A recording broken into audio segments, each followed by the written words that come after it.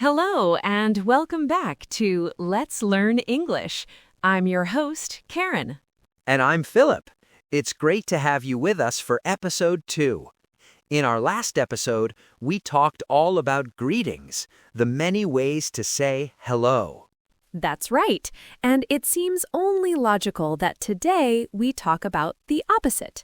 We're going to explore all the different ways to say goodbye in English.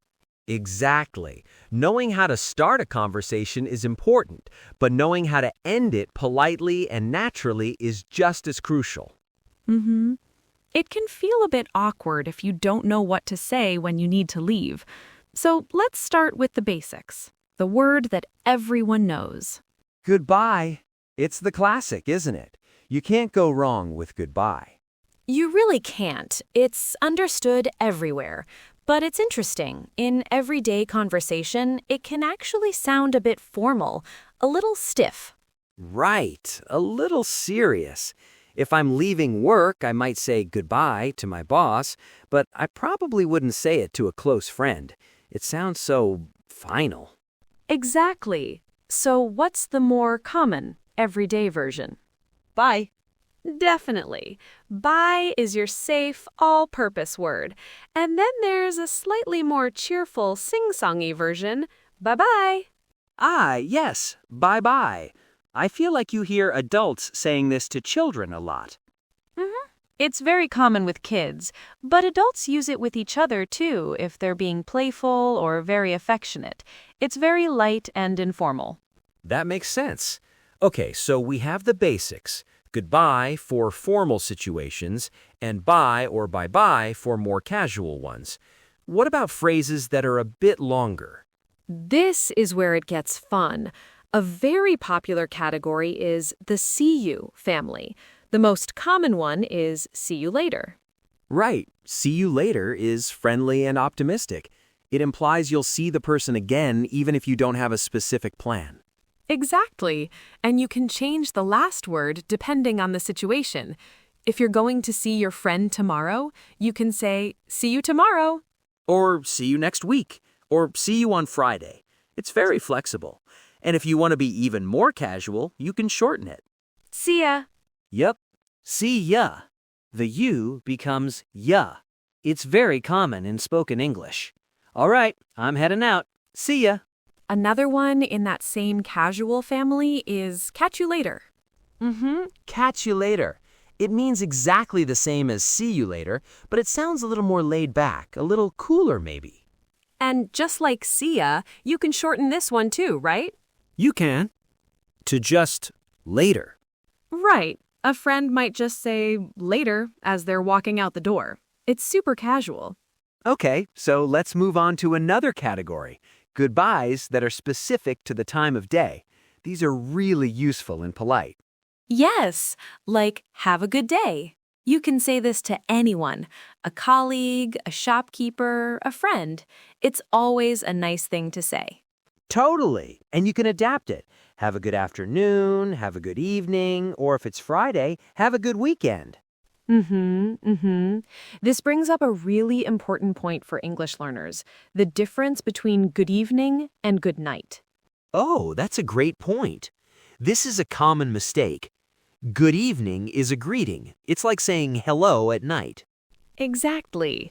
When you arrive at a restaurant for dinner, you say good evening, but good night is a farewell. It's what you say when you are leaving that restaurant or when you're going to bed. Right. So remember, good evening is hello, good night is goodbye. Okay, what about more formal or professional situations? We mentioned that goodbye can work, but are there other options? Definitely. A very common and versatile one is take care. I like take care. It can be very warm and sincere, like you genuinely want the person to be well. But it can also just be a standard, polite way to end a conversation. That's true. The tone of voice matters a lot with take care. Another one you hear all the time, especially in service situations like at a cafe or a store, is have a good one.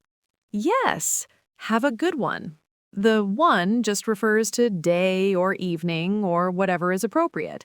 It's a nice, neutral, friendly farewell. It's a very safe choice if you're not sure how formal or informal to be. Now, what about the word farewell? It literally means to go well, but we don't really use it much in conversation, do we? Hardly ever. Farewell sounds very, very formal and very dramatic, like you're in a movie and you're never going to see the person again. Right. Farewell, my friend, as you sail across the sea. It's more for literature or very grand official goodbyes.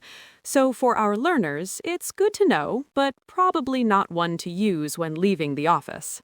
Definitely not. So we've covered the basics, the casuals, the time-specific, and the formals. What about the phrases we use to signal that we are about to leave? That's a key part of the conversation. You don't just say bye out of nowhere. You need a transition. Right. So you might say something like, well, I should get going. Or, anyway, I've got to run. I've got to run is very common. It doesn't mean you're actually going to run. It just means you need to leave, probably quickly. Another one is, I got a jet. Again, super informal. It means you have to leave immediately. Right, or even simpler, some people will just say, all right, I'm out. This is very modern slang. It's like saying, my participation in this event is now over. I'm out. Yeah, definitely use that one with friends, not your professor. That's a great tip. Are there any other really informal, almost slangy goodbyes that learners might hear among native speakers, especially younger people? Oh, absolutely. Slang evolves so quickly, but a few have stuck around. One you might hear is peace out, or simply peace. It's a very relaxed, informal way to say goodbye, stemming from 1960s counterculture.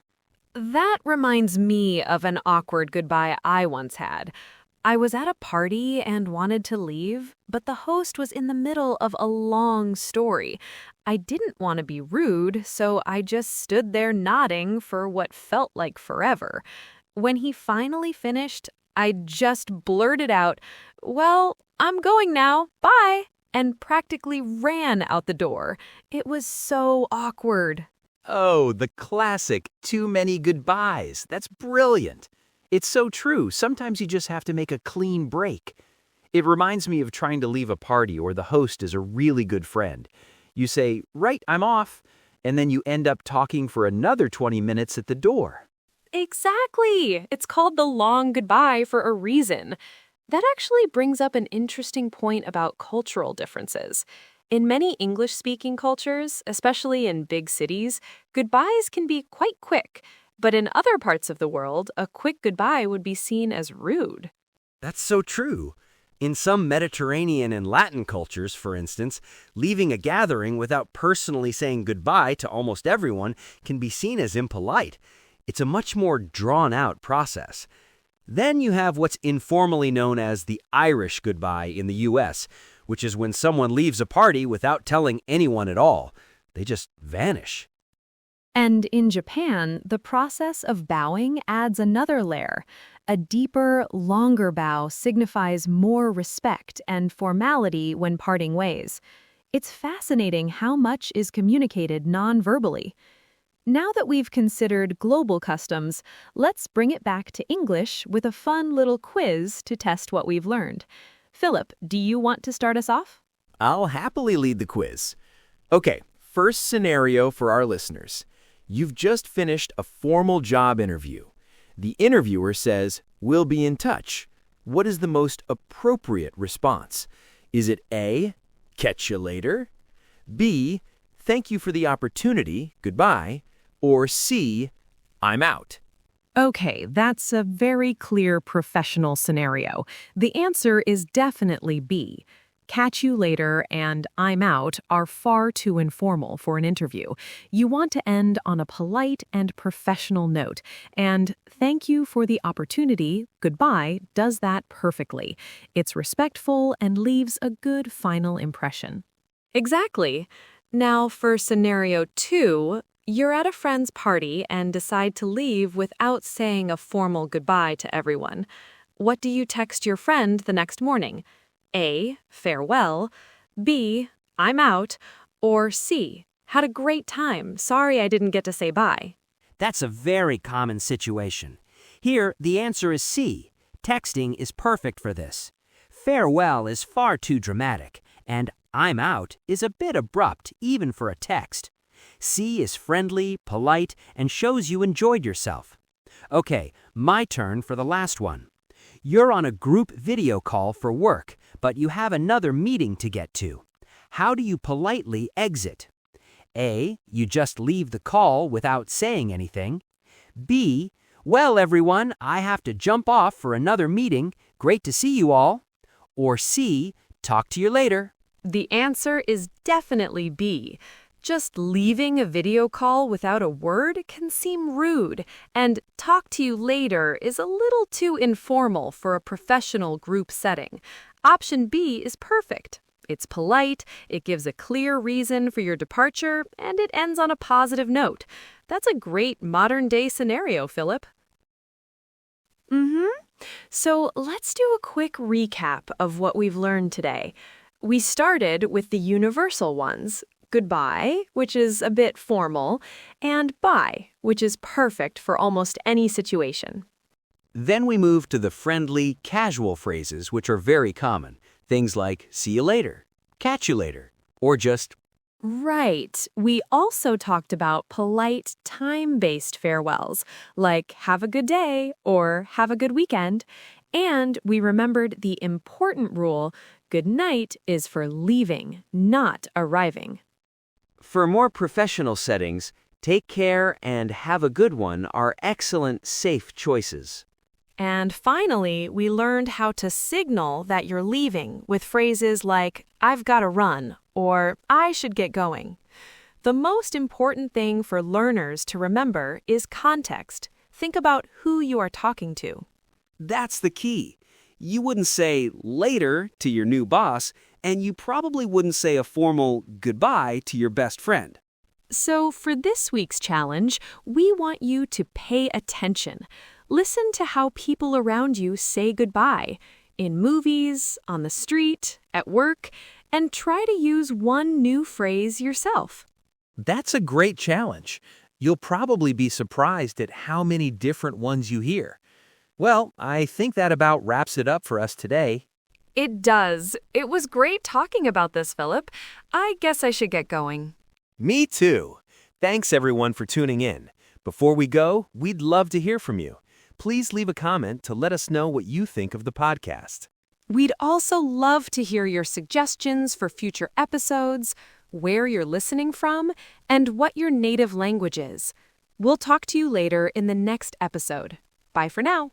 Bye.